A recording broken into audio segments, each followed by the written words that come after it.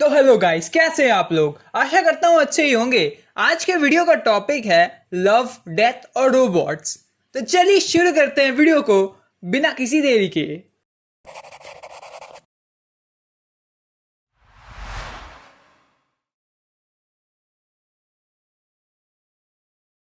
तो कल मैंने देखा नेटफ्लिक्स का लव, डेथ एंड रोबोट्स। अब ये एक एनिमेटेड सीरीज है 18 शॉर्ट स्टोरीज की, जो कि सारी रिलेटेड है लव, डेथ या फिर रोबोट से। और इस वीडियो में मैं उन्हीं 18 एपिसोड्स में से कुछ एपिसोड्स की बात करूंगा जो कि मुझे इंटरेस्टिंग लगे और शायद आपको भी अच्छे लग सकते हैं।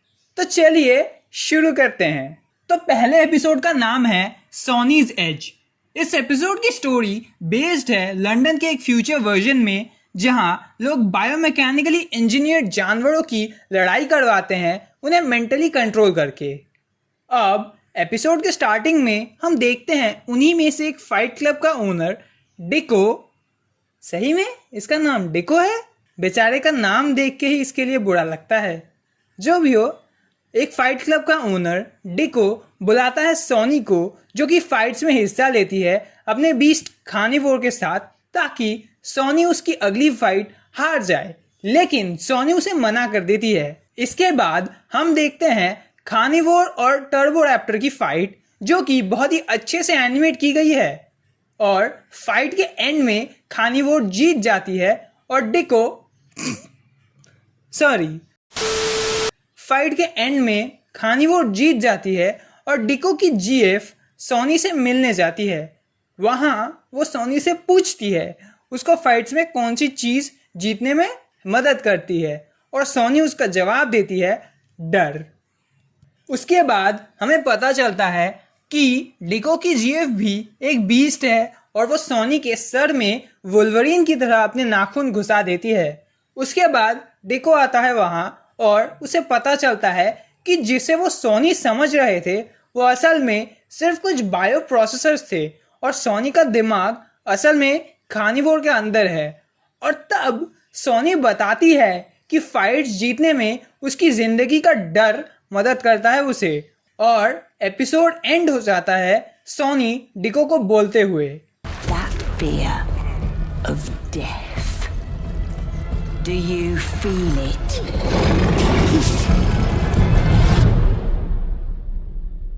Are you scared now? अब आ जाते हैं एपिसोड 3 पे।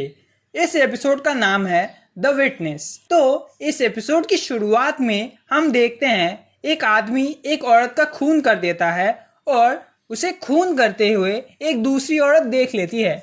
उसके बाद पूरे एपिसोड में वो औरत उस आदमी से बचते हुए भागती है और आखिर में जाके वो आदमी उस औरत को पकड़ लेता है और उस औरत से वो आदमी का खून हो जाता है। लेकिन वो औरत जब खिड़की से बाहर देखती है वो उसी आदमी को देखती है जिस आदमी को उसने अभी अभी मारा। अब इस एपिसोड की एंडिंग से मुझे तो लगता है कि वो आदमी और औरत एक टाइम लूप में फंसे हैं, जिसमें से दोनों हर बार एक दूसरे का खून करते हैं। इसके बाद हम बात करेंगे एपिसोड 7 के बारे में, और इसका नाम है बियॉन्ड द एक्वाला रिफ्ट।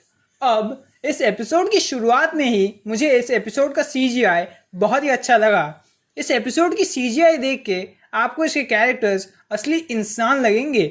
तो इस एपिसोड में हम देखते हैं कि थॉम और उसका क्रू निकलते हैं आर्कएंजल डिस्पैच से, जो कि एक एयरपोर्ट जैसा है स्पेसशिप्स के लिए। लेकिन घर पहुंचने से पहले ही थॉम अपनी नींद से उठ जाता है अचानक, और उसकी मुलाकात होती है ग्रेटा से, जिसके साथ उसका पुराना रिश्ता था। ग्रेटा उसे समझाती है कि वो अर्थ से बहुत ही दूर है और इतना टाइम बीत चुका है कि वो वापस भी नहीं जा सकता। लेकिन थॉम को जल्दी समझ आ जाता है कि इस जगह में कुछ गड़बड़ है, और वो ग्रेटा से पूछता है इस जगह के बारे में। लेकिन ग्रेटा उसे बताती है कि ये सब एक सपने की तरह है जो थॉम को दिखाया जा रहा है, और थॉम अभी तैयार नहीं है सच्चाई जानने के लिए, क्योंकि वो थॉम और बाकी जो लोग वहां आके फंस जाते हैं उनकी चिंता करती है।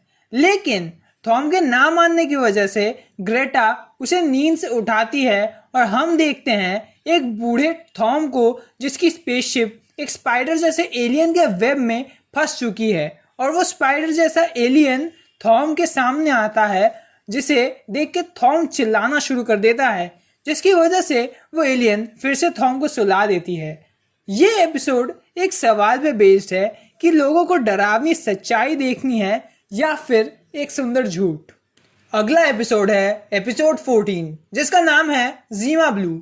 अब इस एपिसोड में हमें बताया जाता है कि एक आर्टिस्ट है ज़ीमा नाम का और उसकी पेंटिंग्स में वो एक ब्लू कलर का शेप पेंट करता है। उस शेप के कलर को ज़ीमा ब्लू नाम दिया जाता है।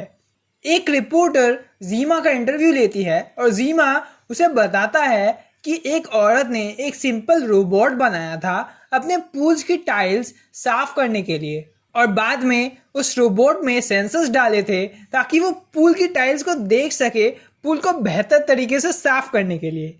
लेकिन उस औरत की मौत के बाद उस रोबोट को बहुत बार अपग्रेड किया जाता है, जिसके बाद वो रोबोट ही बन जाता है ज़ीमा, और ज़ीमा ब्लू उसी पूल के टाइल्स का कलर है। इसके बाद ज़ीमा अपने आखिरी काम में वही पूल वापस बनाता है और वापस वही सिंपल रोबोट बन जाता है जो उस पूल को साफ करके ही खुश रहता था। इस एपिसोड की एंडिंग में ज़ीमा की स्टोरी एक ही चीज़ बताती है कि ज़ीमा की शुरुआत हुई थी एक सिंपल रोबोट से जो कि उन ब्लू टाइल्स को साफ रखता था, लेकिन जब वो एडवांस्ड बन गया उसने अपनी ज़िंदगी का मतलब ढूंढने के लिए बहुत कुछ कर लिया, लेकिन आखिर में वो फिर से वही सिंपल रोबोट बनने का फैसला करता है जिसकी ज़िंदगी का मतलब था उन ब्लू टाइल्स को साफ रखना। अब आते हैं एपिसोड 16 पे, जिसका नाम है आइस एज। अब ये एपिसोड एक फनी टाइप का एपिसोड है। इस एपिसोड में गेल और रॉब को अपने नए घर में एक पुराना फ्रिज मिलता है, जिसके अंदर रॉब को एक जमा हुआ मैमथ मिलता है। फ्रिज में ठीक से देखने के बाद उन्हें पता चलता है कि इस फ्रिज में एक बहुत ही तेज चलने वाली सिविलाइजेशन है और वो सिविलाइजेशन रॉब और गेल के सामने इतिहास के अलग अलग इम्पोर्टेंट मोमेंट से गुजरता है और आखिर में एनर्जी बन के वो चले जाते हैं। ये देख के रॉब उस फ्रिज को बंद कर देता है, लेकिन अगली सुबह ही उस फ्रिज में फिर से एक और सिविलाइजेशन का जन्म होता है। ये वाला एपिसोड दूसरे एपिसोड से थोड़ा लाइट हार्टेड है और थोड़ा सा फन टाइप का है। तो ये थे नेटफ्लिक्स के लव, डेथ एंड रोबोट्स के कुछ एपिसोड्स की स्टोरी। अगर आपको इन एपिसोड्स की स्टोरी अच्छी लगी हो तो आप इस सीरीज को ज़रूर देख सकते हैं। अब अगर ये वीडियो अच्छा लगा हो तो इस वीडियो को लाइक और शेयर करना मत भूलना, और ऐसे ही वीडियोस और देखने हो तो चैनल को सब्सक्राइब ज़रूर करना। इस वीडियो के लिए इतना ही, मिलते हैं अगले वीडियो में, तब तक के लिए बाय।